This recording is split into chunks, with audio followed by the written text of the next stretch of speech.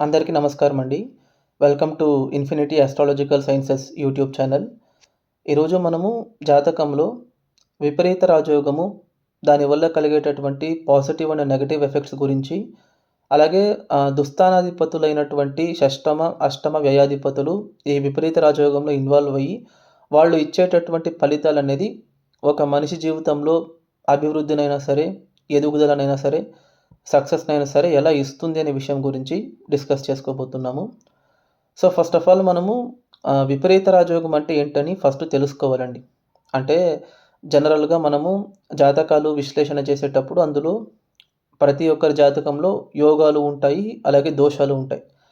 So, ఇక్కడ యోగాల విషయానికి వచ్చేటప్పుడు ఏంటంటే అది మనము 3 కేటగరీస్ వైస్ మనం డివైడ్ చేయొచ్చు. ఒకటి రాజయోగాలు, 2 కంజంక్షన్స్ లేకపోతే పొజిషన్ వైస్ వచ్చేటటువంటి యోగాలు అంటే సాంఖ్య యోగాలు, మూడోది విపరీత రాజయోగాలు. సో, జనరల్‌గా రాజయోగాలు అనేవి ఏంటంటే మనకు తెలిసిందే కదా! జనరల్‌గా రాజయోగము అంటే ఏంటంటే ఒక కేంద్రాధిపతి, కోణాధిపతి, లేకపోతే ఒక కేంద్రాధిపతి కోణ స్థానము, లేకపోతే కోణాధిపతి కేంద్ర స్థానం. సో, కేంద్రాలకి, కోణాలకి కనెక్షన్ ఉండేటప్పుడు అది రాజయోగం అయిపోతుంది. అలాగే నభస సాంఖ్య యోగాలైనా సరే, లేకపోతే ఇప్పుడు పొజిషన్ వైస్ మనమేం చూడకపోయినా గ్రహాల నుంచి వచ్చేటటువంటి యోగాలు. ఫర్ ఎగ్జాంపుల్ ఇప్పుడు బుధుడు, సూర్యుడు కలిసి ఉంటే బుధాదిత్య యోగం. గురువు, చంద్రుడు కలిసి ఉంటే గజకేసరి యోగం. అలాగే గురుమంగళ యోగం, చంద్రమంగళ యోగం, సరస్వతి యోగం, లక్ష్మీ యోగము. సో, ఇలా ఇలా చెప్పుకుంటూ పోతే చాలా యోగాలుంటాయి. సో, ఇవన్నీ మనకు ఆ గ్రహాల యొక్క కంజంక్షన్స్ వల్ల, ఆ గ్రహాల యొక్క పొజిషన్ వల్ల, ముఖ్యంగా పంచమహాపురుష యోగాలు ఇలాంటివన్నీ. సో, ఇది సెకండ్ కేటగరీ అయితే, మూడో కేటగరీ మనకు విపరీత రాజయోగాలు అవుతాయండి. సో, ఈ విపరీత రాజయోగాలు అనేవేంటంటే, ఒక జాతకంలో ఉన్నటువంటి దుస్థానాధిపతుల యొక్క పరస్పర కనెక్షన్ లేదా పరస్పర సంబంధం వల్ల మనకు జరిగేటటువంటి యోగాలు. సో, మెయిన్‌గా దుస్థానాధిపతులు ఒకరితో ఒకరు కనెక్ట్ అయ్యేటప్పుడు, లేకపోతే ఒక దుస్థానాధిపతి ఇంకొక దుస్థానంలో ఉన్నప్పుడైనా సరే, ఈ విపరీత రాజయోగాలనేవి మనకు ఏర్పడతాయి. సో, ఈ విపరీత రాజయోగం అనే ఒక ఎఫెక్ట్ ఏదైతే ఉంటుందో, దానికి రాజయోగానికి మధ్య ఉన్నటువంటి తేడా అనేది మనం ఫస్టు ఏమని గమనించాలండి. అంటే ఇక్కడ రాజయోగానికి, అలాగే విపరీత రాజయోగానికి ఉన్న డిఫరెన్స్ ఏంటి అనంటే, మనమందరం భావించినట్టు రాజయోగం కంటే విపరీత రాజయోగం మంచిది అనుకుంటాం. ఎందుకంటే అక్కడ విపరీతం అనుంటే అది ఇంకా ఎక్కువ జరుగుతుందని మనం భావిస్తాం గానీ, విపరీతం అంటే ఏంటంటే సంస్కృతంలో అబ్నార్మల్ అని అర్థం. అది విపరీతం అంటే ఉన్నదానికంటే ఎక్కువ అని కాదు. అబ్నార్మల్ అంటే ఉండాల్సినటువంటి స్టేట్‌కి భిన్నంగా ఉండడం. అంతేగాని అది తక్కువైపోవడము, హెచ్చైపోవడము అది యోగం యొక్క ఇంటెన్సిటీ మీద ఆధారపడుతుంది మనకు. అంతేగాని విపరీత రాజయోగం అనేదేంటంటే రాజయోగం కంటే డబులు, ట్రిపుల్ ఇచ్చేస్తుందని కాదు. యాక్చువల్‌గా రాజయోగం అనేది, అలాగే విపరీత రాజయోగం అనేది ఈ రెండిటికి మధ్య ఉన్నటువంటి తేడా ఏంటి అనంటే, రాజయోగం అనేది మనకు యోగానిచ్చినప్పటికీ అది కన్సిస్టెంట్‌గా, స్పాంటేనియస్‌గా దశ పీరియడ్ మొత్తం జరిగే రకంగా చూసుకుంటుంది. కానీ ఆ విపరీత రాజయోగం అనేది ఎలా ఉంటుందంటే, అది ఇంటెన్సిటీ చాలా తీవ్రంగా వస్తుంది. ఇన్‌స్టంటేనియస్‌గా వచ్చేస్తుంది. అంటే రాజయోగం యొక్క తీవ్రత తక్కువ ఉన్నప్పటికీ, ఆ యోగం యొక్క ఫలితం అనేది దశ పూర్తి ఉండే రకంగా చూసుకుంటుంది. విపరీత రాజయోగం అలా కాదు. అది యోగం యొక్క తీవ్రత చాలా విపరీతంగా ఉన్నప్పటికీ, అది దశ యాక్టివేట్ అయ్యేటప్పుడు ఎప్పుడో ఒక్కసారి వచ్చి వెళ్ళిపోతుంది అంతే మనకు. బట్ అది ఇచ్చే ఇంటెన్సిటీ అయితే చాలా విపరీతంగా ఉంటుంది. కానీ ఈవెన్ రిజల్ట్స్ కూడా మనం చూసుకుంటే, రాజయోగంలో వచ్చేటటువంటి రిజల్ట్ అనేది పర్మనెంట్ రిజల్ట్ అని మనం భావించొచ్చు. ఫర్ ఎగ్జాంపుల్ ఇప్పుడు చతుర్థాధిపతి పంచమంలో ఉన్నారనుకోండి. ఇప్పుడు ఫర్ ఎగ్జాంపుల్ కన్యా లగ్నం తీసుకోండి. గురువు వచ్చేసి మనకు పంచమ స్థానంలో ఉన్నారనుకోండి. సో, అది రాజయోగం మనకు. సో, ఇప్పుడు చతుర్థాది పంచమంలో ఉండి ఆ దశ జరిగేటప్పుడు ఏంటంటే రాజయోగాన్నివ్వాలి. ఆ రాజయోగం ఎలా ఇస్తాడు అనంటే దశ పూర్తి ఇస్తాడు. అంటే గురు దశ జరిగే 16 సంవత్సరాలు ఏదైతే ఉంటుందో ఆ దశ పూర్తి వస్తుంది మనకు రాజయోగం అనేది. కానీ విపరీత రాజయోగం అనేది ఎలా ఉంటుంది అనంటే, ఆ ఇచ్చేటటువంటి యోగం అనేది ఫర్ ఎగ్జాంపుల్ ఇప్పుడు ఇదే ఎగ్జాంపుల్‌లో గురువు మనకు పంచమాధిపతి కాకుండా అష్టమాధిపతి అనుకోండి. ఫర్ ఎగ్జాంపుల్ వృషభ లగ్నానికి గురువు అష్టమాధిపతి అవుతారు. సో, ఆయన తులా రాశిలో ఉన్నారనుకోండి. 6వ ఇంట్లో ఉన్నారు. సో, శుక్రుడు కూడా అక్కడే ఉన్నారనుకోండి. గురువుతో పాటు కలిసి ఉన్నారనుకోండి. సో, ఇప్పుడు షష్టమ స్థానంలో షష్టమాధిపతితో పాటు కలిసి అష్టమాధిపతి ఇద్దరు కలిసి ఉన్నారు. సో, అది విపరీత రాజయోగం అవుతుంది. సో, ఈ విపరీత రాజయోగంలో ఉన్నటువంటి గురుదశ ఎలా జరుగుతుంది అనంటే, ఆ దశలో వాళ్ళు యోగాన్ని అనుభవిస్తారు. అంటే అది యోగాన్ని ఇస్తుంది మనకు. అదృష్టాన్ని ఇస్తుంది. లేకపోతే మితిమీరినటువంటి సంపదని కూడా ఇచ్చే ఛాన్స్ ఉంటుంది. కానీ, ఆ యోగం వచ్చేది ఎలా వస్తుందనంటే 16 సంవత్సరాలలో ఎప్పుడో ఒక 2 నెలల్లోనో లేకపోతే 6 మంత్స్ లోపు వచ్చి వెళ్ళిపోతుంది. 16 సంవత్సరాలు కంటిన్యూయస్‌గా ఉండదది. కానీ అది ఇచ్చేటటువంటి ఫలితం అనేది 16 సంవత్సరాలకి ఏదైతే ఇవ్వాలో, అంత ఫలితాన్ని 6 నెలల్లోనో, లేకపోతే 3 నెలల్లోనో ఇచ్చి వెళ్ళిపోతుంది. సో, ఇప్పుడు మనము సినిమాల విషయానికొస్తే, ఒక హీరో ఒక సినిమా చేస్తున్నారనుకోండి. 10 సినిమాలకి రావాల్సినటువంటి ఒక గుర్తింపు, పేరు ఒకే సినిమాకొచ్చేస్తుంది. మీరు ఇది గనక గమనిస్తే, ఆ హీరో వచ్చినటువంటి సినిమా అంటే 10 సినిమాలకు రావాల్సినటువంటి పేరేదైతే ఉందో అది ఒక్క సినిమాకొచ్చినప్పటికీ, ఆ సినిమా తర్వాత వచ్చే సినిమాలన్నీ అంత గొప్పగా ఆడవు. అంటే మీరు ఏదైనా ఒక విషయాన్ని నెమ్మదిగా స్టెప్ బై స్టెప్పు ఎక్కుకుంటూ వెళ్తే అది రాజయోగం మనకు. ఒకేసారి మిమ్మల్ని తీసుకెళ్ళి పర్వత శిఖరం అంచున కూర్చోబెట్టి మళ్ళీ కిందకి తోసేస్తుంది. ఏది? విపరీత రాజయోగం అనేది. సో, విపరీత రాజయోగంలో ఉన్నటువంటి పాజిటివ్ ఎఫెక్ట్ ఏంటి అనంటే, ఇవ్వాల్సినటువంటి ఫలితాలు ఇస్తుంది కానీ, అది చాలా షార్ట్ పీరియడ్‌లో ఇస్తుంది. వెరీ హై ఇంటెన్సిటీలో ఇస్తుంది. అట్ ద సేమ్ టైమ్ అది ఇచ్చే ఫలితాలను ఒక జాతకుడు కాపాడుకోవాలి. అది గనక మైండ్‌ఫుల్‌గా లేకపోతే, విపరీత రాజయోగంలో వచ్చినటువంటి ఫలితాలనేవి పర్మనెంట్‌గా ఉండవు. అంటే అది చేజార్చుకునే ఛాన్సెస్ ఎక్కువుంటుంది. సో, అందుకే ఈ విపరీత రాజయోగంలో ఇన్వాల్వ్ అయ్యే స్థానాధిపతులు దుస్థానాధిపతులవుతారు. సో, ఈ నార్మల్‌గా విమల యోగమైనా సరే, సరళ యోగమైనా సరే, హర్షయోగమైనా సరే మనకు విపరీత రాజయోగం అవుతుంది. సో, షష్టమాధిపతి కనుక మనకు 6, 8, 12లో ఉంటే అది హర్షయోగం. అష్టమాధిపతి గనక 6, 8, 12 ఇంట్లో ఉంటే అది సరళ యోగం. వ్యయాధిపతి గనక 6, 8, 12లో ఉంటే అది విమల యోగం అవుతుంది. సో, ఈ హర్షయోగమైనా సరే, సరళ యోగమైనా సరే, విమల యోగమైనా సరే మనకు విపరీత రాజయోగానికి దారి తీసేటటువంటి కాంబినేషన్స్. ముఖ్యంగా జాతకంలో విపరీత రాజయోగం ఉన్నప్పటికీ అది దశానుగుణంగానే వస్తుందండి. ప్లానెటరీ పొజిషన్ వైసు దాని ఇంటెన్సిటీ చాలా తక్కువ ఉంటుంది. కానీ, ఒక జాతకుడు విపరీత రాజయోగం తాలూకా ఎఫెక్ట్ పరిపూర్ణంగా అనుభవించాలి అనంటే, ఆ విపరీత రాజయోగంలో ఇన్వాల్వ్ అయినటువంటి గ్రహ దశ అనేది ఆ పర్టిక్యులర్ జాతకుడికి రావాలి అప్రాప్రియేట్ టైంలో. అప్పుడే ఆ విపరీత రాజయోగాన్ని ఇస్తుంది ఆ గ్రహం. ప్రొవైడెడ్ ఆ విపరీత రాజయోగం యొక్క నెగెటివ్ సైడ్ గనక మనం చూసుకుంటే, అంచులంచులుగా ఎదగాల్సినటువంటి మనము ఒకే షూటౌట్‌లో అంటే ఒకే స్పాట్‌లోనే అందనంత ఎత్తుకి ఎదిగేస్తాం మనం. సో, ఇప్పుడు ఫర్ ఎగ్జాంపుల్ ఒక బండి రాజయోగంలో ఉంటే ఒక 60 కిలోమీటర్ల స్పీడ్‌లో వెళ్తుందనుకోండి. అది కంట్రోల్‌లో ఉంటుంది. స్పీడ్ ఎక్కువ లేనప్పుడు అయినా సరే, బండి 60 కిలోమీటర్లలో వెళ్తూ ఉంటే ఏమైనా సడెన్‌గా ఎక్కడైనా ఏమైనా ఒక ఆటంకం వస్తే బ్రేక్ వేసి ఆపేయొచ్చు. అంటే వెహికల్ కంట్రోల్‌లో ఉంటుంది. రాజయోగంలో ఇచ్చే ఫలితాలు అలా ఉంటుంది. కానీ విపరీత రాజయోగంలో ఇచ్చే ఫలితాలు ఎలా ఉంటుందంటే, బండి ఒక 120 లేదా 150 స్పీడ్‌లో వెళ్తుంది.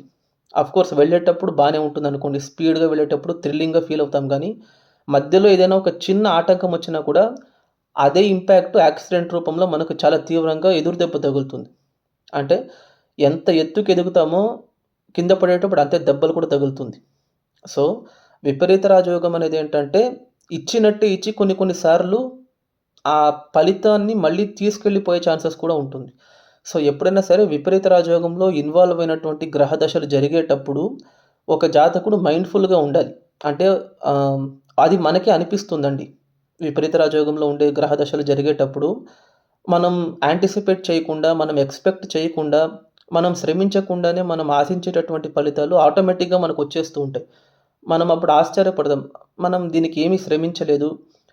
కానీ ఇది రావాలంటే ఒక మనిషి చాలా ఏళ్ళు శ్రమించాలి. అలాంటి ఫలితం అనేది మనకొచ్చేసింది.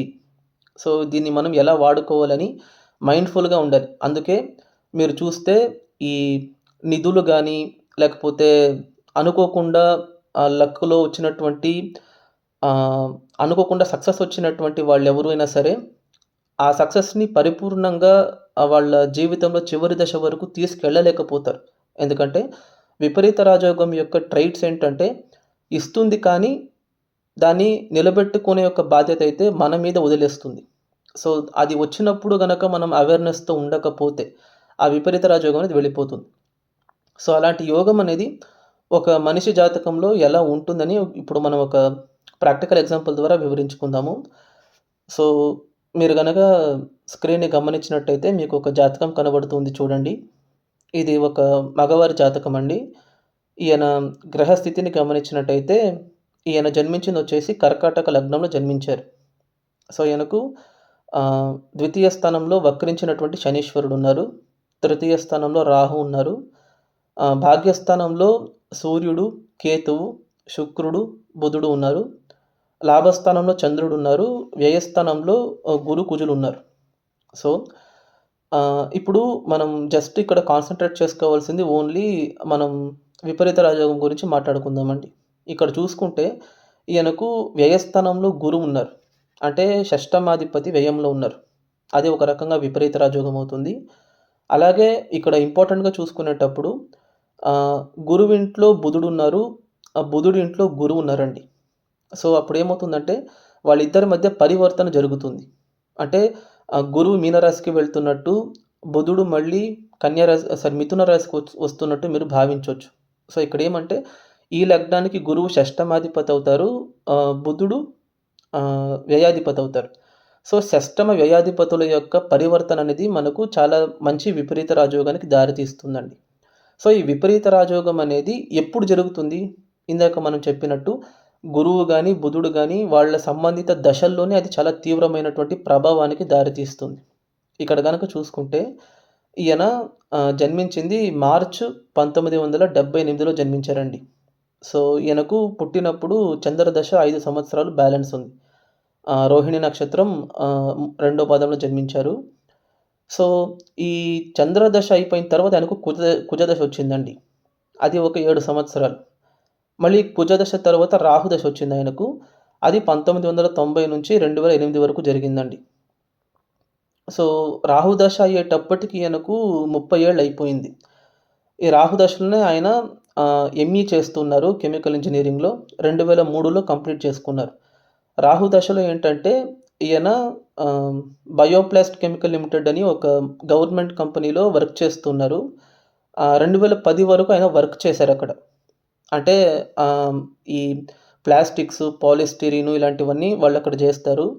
ఆ కంపెనీలో 7 ఇయర్స్ వర్క్ చేసిన తర్వాత ఆయనకు 2008 సంవత్సరంలో గురుదశ స్టార్ట్ అయిందండి. ఇప్పుడు ఈ గురువు యొక్క దశ ఏదైతే ఉందో అది విపరీత రాజయోగాన్నివ్వాలి. ఇక్కడ గురువు భాగ్యాధిపతి అవుతారు. నేను భాగ్యాధిపతి దశ అని కూడా కన్సిడర్ చేసుకోవచ్చు. అదేం తప్పు కాదు.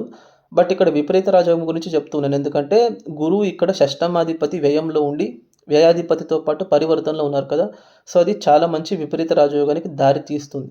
సో, అప్పుడేమైందంటే గురుదశ ఆయనకు 2008లో స్టార్ట్ అయింది. 2011లోనే ఆయన ఆ కంపెనీ నుంచి రిజైన్ చేస్తున్నారు. కంపెనీని వదిలేసి ఆయనే సొంతంగా కంపెనీ స్టార్ట్ చేస్తున్నారు. ఆయనే సొంతంగా పీవీసీ మరియు యూపీవీసీ డోర్స్, విండోస్ ఇలాంటి ఎక్విప్‌మెంట్స్‌ని తయారు చేసేటటువంటి కంపెనీ పెడుతూ ఉన్నారు. అది 2011 పెట్టిన వెంటనే అంటే కంపెనీ స్థాపించిన వెంటనే ఆయనకు బిజినెస్సు, ఆర్డర్సు, కస్టమర్సు అన్నీ మంచిగా లభిస్తున్నాయి. అంటే నార్మల్‌గా ఒక కంపెనీ పెడితే దానికి ఒక సర్టెన్ టైమ్ పీరియడ్ అనేది ఉంటుంది. ఫస్టు కంపెనీ పెట్టడానికి లోన్ దొరకాలి. లోన్ దొరికిన తర్వాత పొల్యూషన్ కంట్రోలు, దానికి కావాల్సిన లైసెన్సింగు ఇవన్నీ తీసుకోవాలి. కన్‌స్ట్రక్షన్ జేసుకోవాలి. చేసిన తర్వాత అడ్మినిస్ట్రేషను, వర్కర్సు, ఎక్విప్‌మెంటు, రా మెటీరియల్లు, మిషనరీ ఇలాంటివన్నీ సెట్ చేసుకొని ప్రొడక్షన్ చేసి 3 నెలలు ఆగిన తర్వాత మళ్ళీ పేమెంట్స్ వచ్చి అందులో ఈయన తీసుకున్నటువంటి లోన్ ఏదైతే ఉందో వాటన్నిటిని కట్టుకొని ఆయనకు తర్వాత లాభాల బాట పడతారు వాళ్ళు. అంటే బ్రేక్ ఈవెన్ అవ్వడానికి ఒక ఇండస్ట్రీలో మినిమమ్ ఒక 3-5 ఇయర్స్ పడుతుందండి. అలాంటిది ఈయనేంటంటే 2011లో స్థాపించిన వెంటనే వితిన్ 1 ఇయర్ కూడా లేదు. ఒక 8 మంత్స్‌లోనే ఆయనకు లాభాలనేవి విపరీతంగా వస్తూ ఉన్నాయి. సో, ఈ కంపెనీ అనేదేంటంటే, గురుదశ స్టార్ట్ అయిన వెంటనే అంటే గురుదశ ఆయనకు 2008లో స్టార్ట్ అయింది. 2011లో ఈయన కంపెనీ పెడుతూ ఉన్నారు. అంటే ఆల్‌మోస్ట్ 3 ఇయర్స్ అయిందనుకోండి. గురుదశ స్టార్ట్ అయ్యి. అంటే గురువులో గురువు అయిపోయిన తర్వాత వెంటనే ఆయన కంపెనీ పెట్టాలని ఆయనకు ఆలోచనొచ్చేసింది. అట్ ద సేమ్ టైమ్ గురువు ఆయనకు మంచి పారిశ్రామికవేత్తగా ఒక మంచి రెప్యుటేషన్‌ని ఇస్తూ ఉన్నారు. ఎందుకంటే ఆ గురువు ఎక్కడున్నారు? వ్యయస్థానంలో యోగకారకుడితో పాటు కలిసున్నారు. దశమాధిపతితో పాటు కలిసున్నారు. గురుమంగళ యోగంలో ఇన్వాల్వ్ అయ్యున్నారు. పరివర్తన యోగంలో స్వక్షేత్రబడి ఆయనకు స్వక్షేత్ర బలం కూడా లభిస్తూ ఉంది. సో, గురువేంటంటే ఆయనకు రాజయోగంతో పాటు ఆ విపరీత రాజయోగాన్ని ఇస్తూ ఉన్నారు ఆయనకు. అంటే రాజయోగం అనేది ఆయనకు కంపెనీ పెట్టాలనే ఆలోచనని, లోన్‌ని ఇవన్నీ అరేంజ్ చేసింది. కానీ ఆ చేసే ప్రాసెస్ అనేది చాలా క్విక్‌గా అయిపోయింది ఆయనకు. వితిన్ 6 మంత్స్‌లో అయిపోయింది. అంటే ఒక ఇండస్ట్రీని సెటప్ చేసి సంపాదించడానికి ఒక 3-5 ఇయర్స్ పట్టేటటువంటి ఒక విషయాన్ని గురువు ఇక్కడ ఆయనకు వితిన్ 8 మంత్స్ 6-8 మంత్స్ లోపల ఇచ్చేస్తున్నారు. మళ్ళీ ఆ గురుదశ ఆయనకు 2024 వరకు జరిగింది. పోయిన ఏడాది డిసెంబర్ వరకు జరిగింది. సో, ఇక్కడేంటంటే గురుదశ ఆయనకు చాలా మంచి డెవలప్‌మెంట్‌నిచ్చిందండి. అంటే లైఫ్‌లో ఆయన ఏదైతే కోరుకున్నారో, డ్రీమ్ చేశారో మంచి స్థాయికి ఎదగాలి, సొసైటీలో పేరు సంపాదించుకోవాలి, ఆహ్, ధనాన్ని లేకపోతే సంపదని సమకూర్చుకోవాలి. ఇలా ఉన్నటువంటి ఆయన ఫిజికల్ గోల్స్ అన్నీ గురువు ఆయనకు ఇచ్చారు. కానీ ఇంపార్టెంట్ థింగ్ ఏంటంటే కరెక్ట్‌గా ఆయనకు 2023 ఆగస్టు అప్పుడు ఆయన సంపాదించుకున్నటువంటి ల్యాండ్ ఏదైతే ఉందో, అంటే ఈ కంపెనీ ఎక్స్‌పాన్షన్ చేయడానికి తీసుకున్న ల్యాండ్ ఏదైతే ఉందో, ఆ ల్యాండ్‌ని వాళ్ళు గవర్నమెంట్ వాళ్ళు ఆక్యుపై చేసుకున్నారు. చేసుకొని ఆ ల్యాండ్ నుంచి రావాల్సినటువంటి అంటే కాంపెన్సేషన్ అనేది ఇచ్చారు వాళ్ళకు గవర్నమెంటు. కాకపోతే ఆ ల్యాండ్ వాల్యూకి తగ్గ కాంపెన్సేషన్ అనేది ఆయనకు లభించలేదు. అంటే దగ్గర దగ్గర ఆయనకు గురుదశలో సంపాదించుకున్నటువంటి ఆ సేవింగ్స్ ఏదైతే ఉందో, అది మొత్తం ఆయన ల్యాండ్ మీద పెట్టారు. But due to unforeseen circumstances ఆ ల్యాండ్ అనేది గవర్నమెంట్ హ్యాండ్ ఓవర్ చేసుకోవడం వల్ల, ఆ పెట్టినటువంటి సేవింగ్స్‌కి తగ్గ అప్రిసియేషన్ కూడా రాలేదు ఆయనకు. అంటే ల్యాండ్ మార్కెట్ వాల్యూ ఏదైతే ఉందో, అంత వాల్యూ ఆయనకు కాంపెన్సేషన్ రూపంలో రాలేదు. చెప్పాలంటే ఇంకా చాలా తీవ్రంగా నష్టపోయారాయన. సో, ఇది గురు దశలో ఎందుకు జరిగింది? అంటే సక్సెస్ ఇచ్చిన గురువు ఎందుకు ఆయనకు మళ్ళీ అలాంటి లాసెస్‌ని తీసుకొచ్చారనంటే, ఇందాక నేను చెప్పినట్టు విపరీత రాజయోగంలో ఇన్వాల్వ్ అయినటువంటి గ్రహాలు ఇచ్చే ఫలితాలు ఎలా ఉంటాయనంటే, అది రాజయోగాన్ని ఇస్తుంది. కానీ దాన్ని మీరు ఎక్స్‌పీరియన్స్ చేసేటప్పుడే పసిగట్టాలి. అంటే కష్టపడి మనకు నెమ్మదిగా వస్తూ ఉందా ఫలితము అంటే అది ఓకే. అంటే మీకే తెలుస్తుంది. అంటే మనకే తెలుస్తుంది. మనం చేసే పనికి, మనం పెట్టే శ్రమకి తగ్గ ప్రతిఫలం వస్తూ ఉందా అని.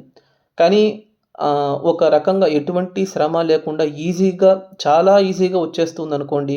అంటే ఇప్పుడు బిజినెస్ అనేది జరగాలనంటే ఈ కాలంలో చాలా తీవ్రంగా శ్రమించాలి. ఏమి శ్రమ లేకుండా ఇప్పుడు ఆయన కంపెనీ పెట్టిన వెంటనే ఆయన వెళ్లి ఆర్డర్స్‌ని పట్టుకోకన్నా ముందే ఆయన దగ్గరకు ఆర్డర్స్ వచ్చేసాయి. అంటే అన్‌యాంటిసిపేటెడ్‌గానే డెవలప్‌మెంట్ అనేది జరిగింది. సో, ఇలా డెవలప్‌మెంట్ అనేది జరిగేటప్పుడు ఏంటంటే మన జీవితంలో it will lead to carelessness. ఇదే మోస్ట్ ఇంపార్టెంట్. ఎందుకంటే విపరీత రాజయోగం జరిగేటప్పుడు అనుకోకుండానే అన్నీ వచ్చేస్తాయి కదా మన చేతికి. అప్పుడు మనం ఏమనుకుంటామంటే జరుగుతుందిలే మనము అని ఒక కేర్‌లెస్ యాటిట్యూడ్‌ని డెవలప్ చేసుకునే ఛాన్స్ ఉంటుందండి. అదే మోస్ట్ ఇంపార్టెంట్.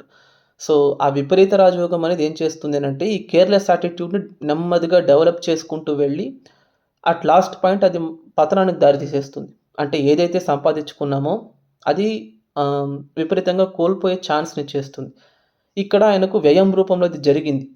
ఎందుకు అనంటే ఇక్కడ గురువు ఎవరైతే ఉన్నారో ఆయన వ్యయస్థానంలో వ్యయాధిపతితో పాటు పరివర్తన చెందుతున్నారు కాబట్టి, ఆ విపరీత రాజయోగంలో వచ్చినటువంటి బెనిఫిట్స్ ఏదైతే ఉందో, అది ఇక్కడ మెయిన్‌గా కన్సిడర్ చేసుకునేటప్పుడు ఆయన కంపెనీ లాస్ అవ్వలేదు. ఆయన వ్యాపారం లాస్ అవ్వలేదు. ఆయనకున్నటువంటి పబ్లిక్ ఇమేజ్ గాని, రెప్యుటేషన్ గాని డ్యామేజ్ అవ్వలేదు.